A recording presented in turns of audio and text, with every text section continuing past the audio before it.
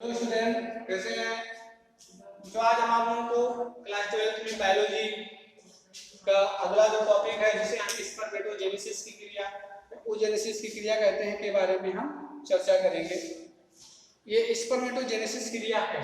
सबसे पहले हम देखते हैं ये दो चीजें हैं, ये इंडिकेशन है ना, ये निशान है जिसके द्वारा हम मेल और फीमेल को व्यक्त करते हैं। तो जो स्पर्मेटोगोनिया होता है, स्पर्मेटोगोनिया में जब स्पर्मेटोजेनेसिस की क्रिया होती है ना, तो उसपे जो स्पर्म होते हैं उसका निर्माण होता है। वैसे अगर हम इसकी बात करें तो ये क्या होते हैं, द्विगुणित तो होते हैं, ट्विन की अवस्था में होते हैं, है ना, क्योंकि इसमें मल्टीप्लिकेशन फेज जो होता है वो क्रिया होती है ना। स्पर्मेटोगोनिया में ये घटना होती है। तो ये अवस्था में होते हैं और इसमें से क्या होता है, ये दो भागों में डिवाइड होते हैं, है ना, यन और एन में। इसी तरह से लगातार इसमें जो है बार बार ये घटना होती है, बार बार ऐसा होता है। एक से दो हो गए, दो से चार हो जाते हैं और उसके बाद में इसमें से कुछ न्यूट्रल हो जाते हैं, है ना। ये क्या होते हैं, न्यूट्रल, ये भी न्यूट्रल हो जाता है, ये भी न्यूट्रल हो जाता है ना। और इसमें से केवल एक ही क्या होते हैं, एक्टिव होते हैं। और एक जो एक्टिव होता है उसकी जो प्रारंभिक अवस्था होती है ग्रोथ, ये ग्रोथ स्टेज होता है, इसको हम क्या कहते हैं, ग्रोथ स्टेज होता है, जिसमें ग्रोथ करते हैं, इनकी संख्या में बढ़ोतरी होती है, अधिक से अधिक संख्या में ये बनते हैं, है ना। और इसका जो प्राइमरी अवस्था होती है, प्राइमरी स्टेज जो होता है, प्राइमरी स्पर्मेटोसाइट जो होते हैं वो 2n स्टेज में होते हैं। तो ये किस रूप में होते हैं, है ना, ये सिंगल अवस्था में ये बने हुए होते हैं, सिंगल अवस्था में ये होते हैं। ये इस तरह से इनकी जो आवृत्ति होती है ये कुछ इसी प्रकार से जो है ये होते हैं। इस अवस्था को हम क्या कहते हैं, इसको हम प्राइमरी 2n स्पर्मेटोसाइट कहते हैं, है ना।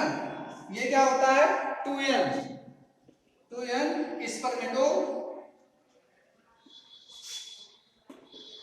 स्पर्मेटोसाइट होता है। यही जो है डिवाइड होकर के एक नए जो है जो स्पर्म्स होते हैं, जहां अधिक से अधिक संख्या में जो स्पर्म होते हैं उनका फॉर्मेशन होता है। ये तो प्राइमरी स्टेज होता है, ये प्राइमरी अवस्था होती है। इसमें इसके बाद में इसमें जो है सेकेंडरी अवस्था जो आती है, सेकेंडरी स्टेज जो होता है ना, जो सेकेंडरी स्पर्मेटोसाइट होते हैं,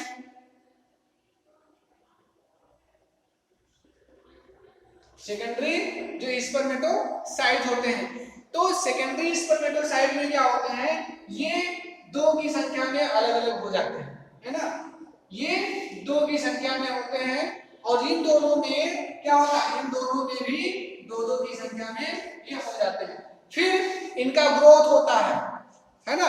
ये तो पहला था, ये इनकी जो है फर्स्ट मैच्योरेशन स्टेज होती है। ये क्या होती है, ये जो है फर्स्ट मैच्योरेशन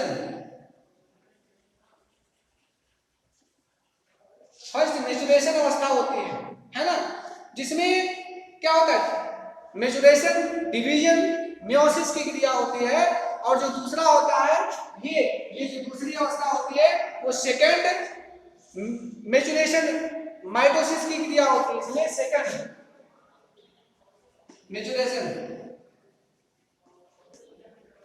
मैच्योरेशन अवस्था होती है ना। सेकंड मैच्योरेशन अवस्था में क्या होता है, अधिक से अधिक जो स्पर्मेटो है ना, जो स्पर्मेटोसिस होती है वो घटना होती है, ठीक है।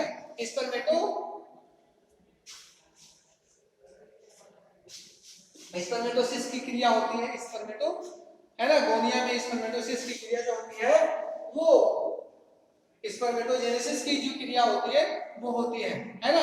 अब इससे जो है स्पर्मेटिस्ट जो होते हैं उसका निर्माण होता है, तो वो अधिक से अधिक संख्या में क्या करते हैं, स्पर्म का निर्माण करते हैं। ये ऐसे जो है ये स्पर्म जो बने होते हैं, ये अधिक से अधिक संख्या में इनका जो है क्या होता है, फॉर्मेशन होता है। ये है ना, ये कि इनको हम क्या कहते हैं, स्पर्म कहते हैं, इसको हम स्पर्म कहते हैं। ये इसी तरह से इसके बनने की जो प्रक्रिया होती है वो स्पर्मेटोजेनेसिस की क्रिया कहलाती है। जो मेल होता है, मेल का जो टेस्टिस होता है, टेस्टिस वो उसमें 2 एन सेल्स होते हैं, तो ये डिप्लॉयड कोशिका होती है। डिप्लॉयड कोशिका में क्या होता है, मियोसिस की क्रिया होती है। मियोसिस के बाद में जब मियोसिस की क्रिया होती है तो ये सिंगल जो सेल होती है वो 2 कोशिकाओं में परिवर्तित हो जाती है, 2 से 4 कोशिकाओं में होती है, जिसमें से केवल एक ही कोशिका जो होती है वो एक्टिव होती है, बाकी जो 3 कोशिकाएं होती हैं वो न्यूट्रल हो जाती हैं, शांत हो जाती हैं, है ना। उनका जो एक्टिवेशन क्रिया होती है वो वहीं पर रुक जाता है, स्टॉप हो जाते हैं। और इसकी जो प्राइमरी अवस्था होती है, प्राथमिक अवस्था में जो सेकेंड स्पर्मेटोसाइट होता है ना, उस वो ग्रोथ करता है, ग्रोथ अवस्था में जाकर के वो ग्रोथ करता है और फर्स्ट मैच्योरेशन अवस्था को प्राप्त करते करते इसमें जो मियोसिस की क्रिया होती है वो शुरू हो जाती है। और जब ये सेकेंड मैच्योरेशन अवस्था को प्राप्त करता है तब इसमें मियोसिस के जगह पर माइटोसिस की क्रिया होती है। और माइटोसिस क्रिया के दौरान जो है इसके द्वारा क्या होते हैं, स्पर्मेटिस जो मैटिड्स होते हैं, है ना, वो बनने शुरू हो जाते हैं और स्पर्मेटिस जो होते हैं वो स्पर्म में तब्दील हो जाते हैं। और इधर से क्या होता है, इधर से स्पर्म, है ना, इधर से क्या होता है, स्पर्म जो होता है वो, और दूसरी तरफ oogenesis की जो क्रिया होती है वहां पर भी उसी तरह से होता है। ये भी 2n होते हैं, द्विगुणित अवस्था में होते हैं। ओगोनिया में क्या होते हैं, ओगोनिया में oogenesis की क्रिया होती है, जिससे जो oocytes होते हैं, oocytों के द्वारा, है ना, oocytों के द्वारा क्या बनता है, oocytों के द्वारा जो है 2 कोशिकाएं जो होती हैं वो बन जाती हैं। इन 2 कोशिकाओं से भी 2 कोशिकाओं का फॉर्मेशन होता है। और इसमें भी क्या होते हैं, इसमें भी एक को छोड़ करके बाकी सब न्यूट्रल हो जाती है। और यहाँ पर भी क्या होता है, इसमें भी इस तरह की संरचना बन जाती है। ये प्राइमरी oocyte होती है, इसको क्या कहते हैं, प्राइमरी oocyte कहते हैं, प्राथमिक oocyte कहते हैं, का निर्माण होता है। और इसमें फर्स्ट जो पोलर बॉडी होती है उसका निर्माण होता है ना।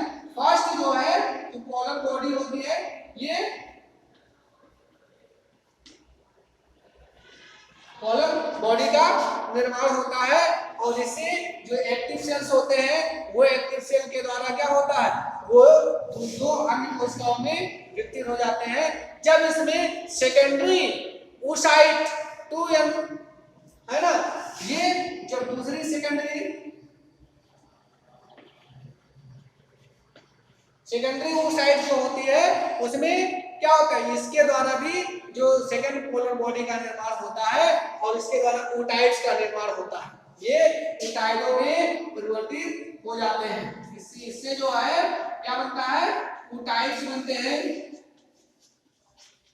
ootides बनते हैं। और ootides जो है वो किस में बदल जाते हैं, ओवम में परिवर्तित हो जाते हैं। किसमें, ओवम में बदल जाते हैं, ये ओवम में परिवर्तित हो जाते हैं, है ना।